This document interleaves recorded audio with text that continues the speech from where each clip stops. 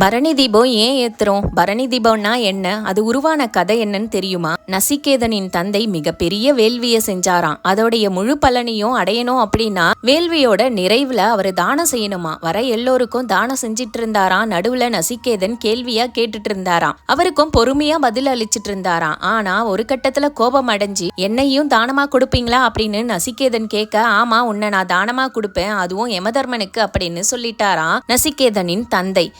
இதனால உயிருடன் இருக்கும் போதே யமலோகம் போயிட்டானா நசிகேதன். யமலோகம் போய் யமன் கிட்ட பல வரங்களை பெற்றதோட பல கேள்விகளையும் கேட்டானா. அதுல ஒண்ணுதான், பூலோகத்துல இருக்கும் உயிர்கள் வரும் வழி இருள் நிறைஞ்சதா இருக்கு. தட்டு தடுமாறி யமலோகம் வந்தடைவே அந்த உயிர்கள் பெரும் சிரமப்படுதுன்னு நான் கேள்விப்பட்டிருக்கேன். அப்படி அவங்க கஷ்டம் இல்லாம யமலோக வந்தடையணும், இங்கு வந்த பிறகும் துன்பத்தில் சிக்காம வாழறதுக்கும் ஏதாவது வழி இருந்தா சொல்லுங்க அப்படின்னு நசிகேதன் யமதர்மன் கிட்ட கேட்டானா. அதுக்கு யமதர்மன் சொன்னாராம், பல வழி இருக்கு. அதுல ஒரு வழிதான், யார் ஒருத்தர் பரணி நட்சத்திரத்தன்று தீபம் ஏற்றி சிவபெருமான வழிபடுறாங்களோ அவங்க பூலோகத்துல மட்டுமல்ல யமலோகத்திலையும் துன்பம் இல்லாம வாழலாம், ஒளி நிறைந்த வாழ்வை பெறுவாங்க அப்படின்னு சொன்னாராம்.